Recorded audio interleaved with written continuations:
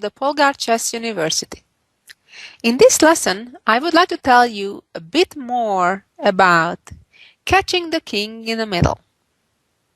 Remember, I keep always saying that try to castle as soon as possible, typically within the first 6 to 8 moves of the game. Well, in this lesson, I'd like to show you some more examples on what can happen when one side ignores that golden rule. Here we go. This is a famous game by the legendary grandmaster Tartakover from 1926 against Teller. In this position, White is attacking the black queen, but nevertheless, Black doesn't need to waste time in simply moving the queen away because he can do better. Black could win a pawn by just capturing a pawn on d5. However, then after the exchange of queens, because all of the black pawns are isolated and some of them doubled, White would have a quite reasonable chance to save the game. You may wonder how come the king goes to d2 and doesn't castle. First of all, castling in this case would be a real mistake, leaving the bishop on e2 unprotected.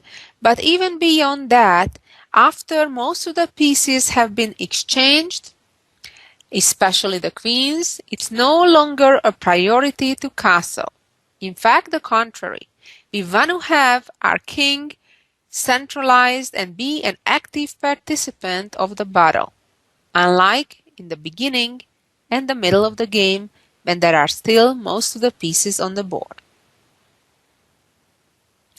Going back to the starting position, Black could play also queen e3, which is the second best move. In that case, White would need to worry about keeping the bishop in a pin. Black would be threatening, for example, to play bishop to a6 and use that pin. But White could hang on for quite some time by playing king f1. Again, let's return to the starting position. Here, Black has a wonderful combination, strictly taking advantage of the fact that the White king is stuck in the middle of the board. And Black sacrificed the rook. On one hand, using the fact that the White queen is overworked. The White queen is busy guarding the rook on c1. Therefore, if queen would take the rook, Black would simply take the white rook on c1. To avoid losing material, White's only choice is to accept the sacrifice. And now, Black gets to gain time and bring the bishop to the game with a tempo, with a check. Now the White king has only two choices. Go to d2 as in the game. Going to e1 would speed up the end because that would allow the immediate queen e3 check, after which the only way White could delay the end of the game is by blocking the check with the queen, and then of course the checkmate would arrive immediately.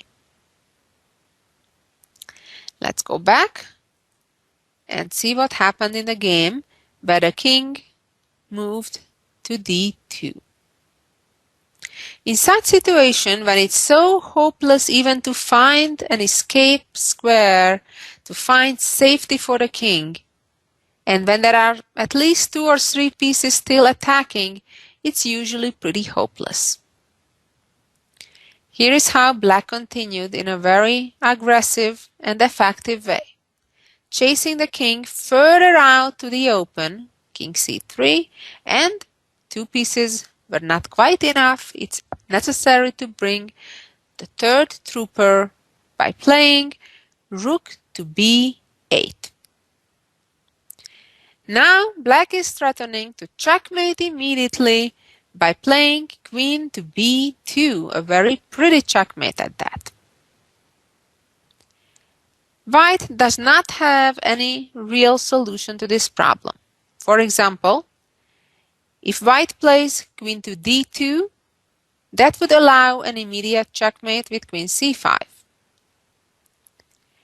Or if instead white would play queen c2, leaving the d2 square available for the white king after a similar check, then the check would come from e3.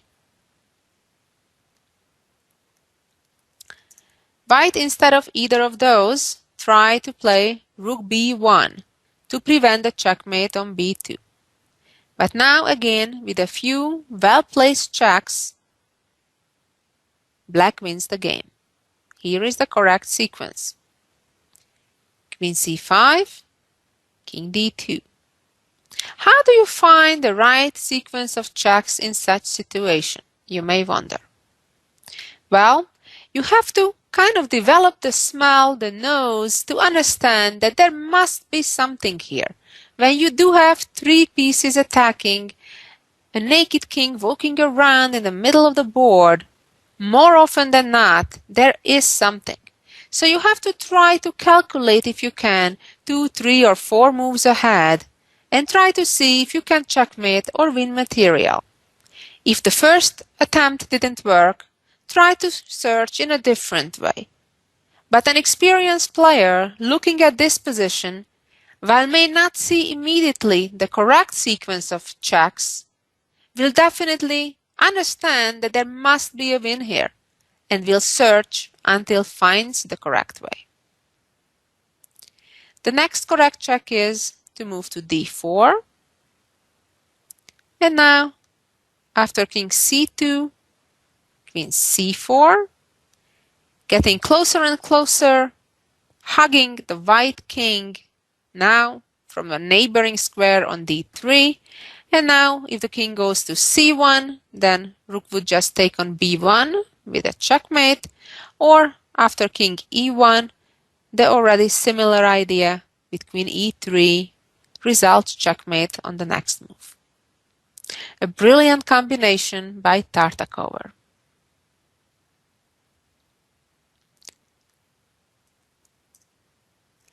And let's see our next example on the same theme. We're gonna see briefly a full game, how the game developed. What will be different in this case, that the queens will disappear quite early in the game. Usually when queens disappear, the fact if the king is stuck in the middle of the board loses its importance. But not in all cases. Let's see what I mean. The game we're about to see is also being played by the same Grandmaster Tartakower, and in this case his opponent is France, and this game is being played 7 years later than the previous one, in 1933. Game started as an English opening, knight f6, knight c3, e6, e4, d5, pawn takes, and e5. An interesting variation. Here, black could centralize the knight on e4, even though that would be a pawn sacrifice, because after the trade of knights, white would have a fork at his disposal and winning the pawn in the middle on e4.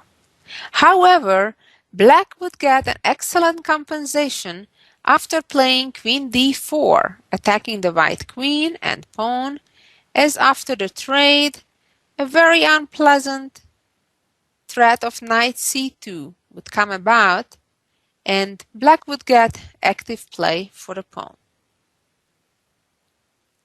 Let's go back. Black in the game continued by playing d4, counter-attacking. Now this leads to some exciting stuff. Pawn took and pawn took.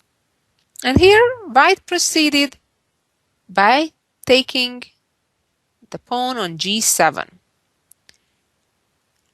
It may be better to just capture d takes c3 instead. King pawn takes pawn, and of course black wants to avoid losing a pawn, so they need to make an intermediate move before capturing the pawn on g7. If black would right now capture that pawn, then white would simply win a pawn by capturing black's pawn on c3.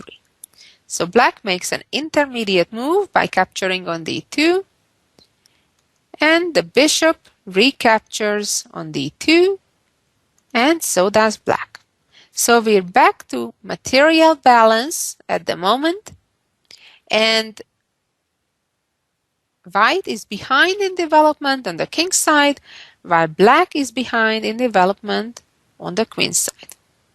Another important thing to notice is the preferential pawn structure for white. White has all nicely connected straight pawns, while black has two isolated pawns already. Here, white continued by playing queen c2, protecting the pawn on b2 that was hanging by the way, and also preparing to put the king into safety quickly onto the queen side. Here black chose to develop with his knight to c6. Another, perhaps even better move was to first give a check with the queen and invite the white bishop onto a pin, and then proceed with developing and castling.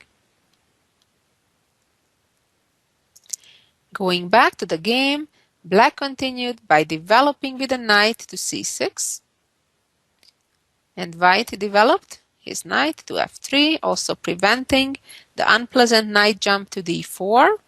And again, in this case, I would prefer to first give a check, lure the white bishop onto the pin, and castle next.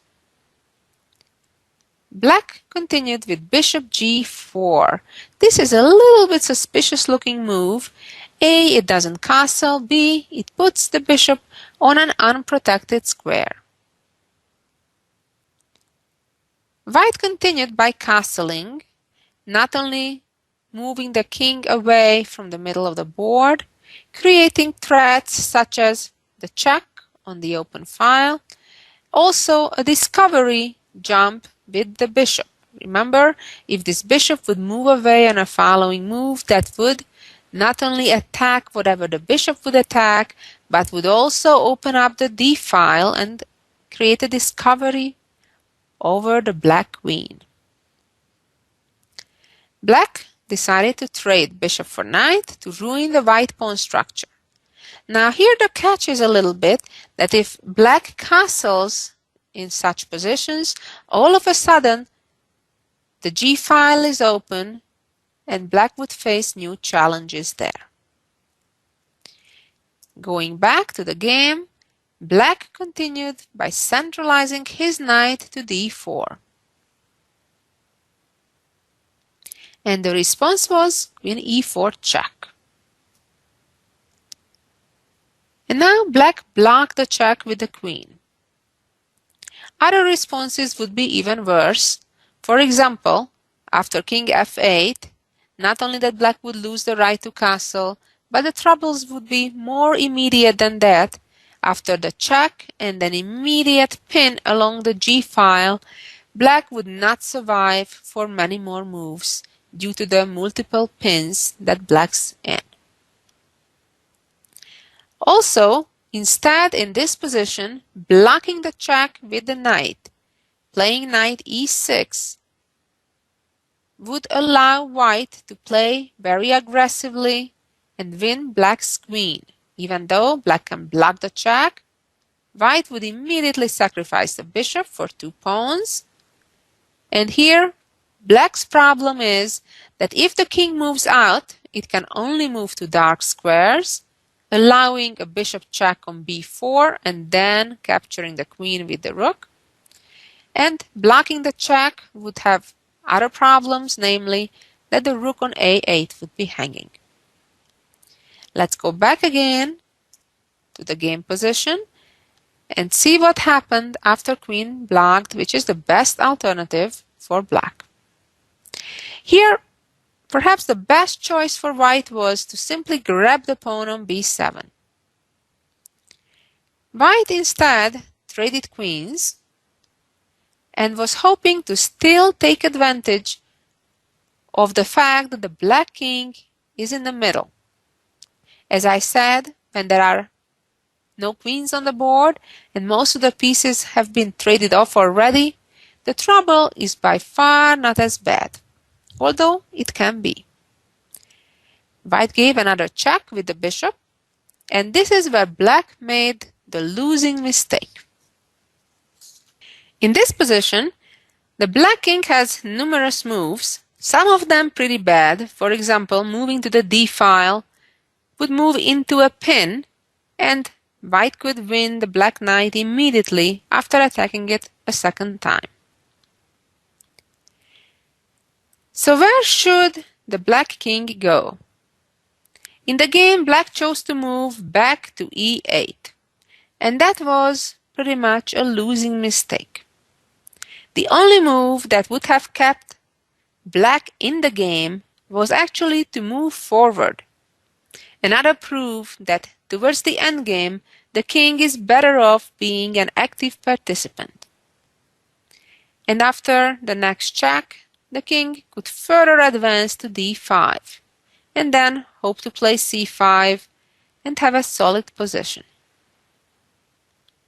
However, let's look at the position after king e8, and actually this is the stage of the game why I'm really showing this game to you. We're in an endgame stage of the game with equal material, yet black having better pawn structure. However, even though we don't have that many pieces left on the board, in this particular case, white has a devastating attack. And here, white can play very aggressively, immediately getting all his pieces to the game by moving bishop to b5 with a check. Very elegantly, if knight takes bishop, the black king literally is being caught in the middle, with checkmate to follow right on the next move. Going back, moving out of the check with the king again would not be a great choice because the knight would be lost in the pin. So the only choice left for black was blocking the check with the pawn. And that's what black did. But this didn't end black's troubles. White continued by playing rook h to e1 check. Black retreated the knight, but let's see for a moment what may happen if black moves out of the check. Well, in that case, white would continue by again using the pin. Even though white also lost a bishop, white would get a very active game after being able to position both the rooks along the 7th rank, and as we can see, black has numerous pawns there and many of them will fall. Let's return again to the position where black in the game blocked the check with the knight. But now the knight is in a pin. So white is playing bishop c4, going after that pinned knight. Now if black is not careful, white would play f4 on the next move to try to capture that knight, that pinned knight, with a pawn instead of the bishop. Therefore, black has to try to get out of the pin as soon as possible. Now f4 would be too slow because black would get to trade rooks and then just on time move the king out of the pin. So the correct move here was bishop to e6. Black traded rooks and captured the bishop. And now white won a pawn. Now black has to be careful where to move the king, not to step into further forks and lose more pawns or pieces. Therefore the king went to d8 and white continued with rook e7. making another double attack, attacking the black bishop as well as the pawn on b7. Black captured the pawn on b2, but the troubles don't end. After rook takes pawn, another pawn is under attack on a7, which black protected with the bishop. And here another elegant move by Tartakova. Try to find it. What should white play here? Remember, moving the rook down to b8 immediately, it would not quite be effective because for a moment the black bishop is guarding the rook in the corner. And that's a hint what white should do. White has a brilliant move by playing bishop c5. Now, of course, if bishop takes, then the skewer would be effective, winning a rook and losing just a bishop.